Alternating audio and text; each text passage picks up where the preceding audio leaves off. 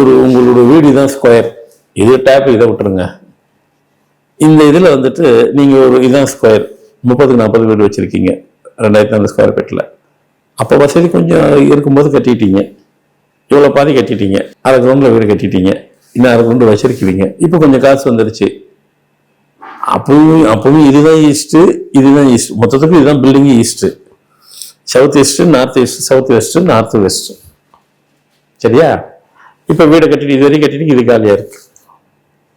இப்போ இது வரைக்கும் இது வந்துட்டு உங்களுக்கு வந்துட்டு இதான் குபேர், அதில் டவுட் இல்லை.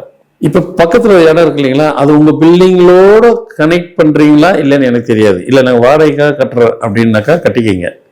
அதை கட்டி விட்டுட்டு வாடகை விட்டீங்கன்னாக்கா நீங்கள் நினச்சிக்கிறது இதுக்கு இதாங்க குபேரன் நினச்சிப்பீங்க. இங்கே வாசல் ஒரே வாசல்னாக்கா இதான் குபேரன், 2 வாசல்னாக்கா இங்கே குபேரன் ஆயிரும். இதுக்கு ஈசானினாக்கா இது இங்கே கட்டினா இப்போ இதுக்கு ஈசானி ஆயிரும். இல்லைங்க நாங்கள் எங்களுக்கு பெருசாக கட்ட போகிறோங்க, ஒரே பில்டிங் தான் அப்படின்னா முதல்ல வாசல் நீங்கள் இங்கே வச்சுக்க பார்த்தீங்களா, இங்கே வச்சிருக்கிற வாசலை இப்போ ஒரே பில்டிங்னா என்ன பண்ணணும், இப்போ இங்கே செவுறு முடியுது இல்லையா, வாசலை இங்கே தான் வைக்கணும், ஃபுல்லாக கனெக்ட் ஆகிடும். ஒரே வாசல்னா ரொம்ப கேர்ஃபுல்லாக இருக்கணும், அது ஃபுல்லாக மாற்றி விட்டுரும்.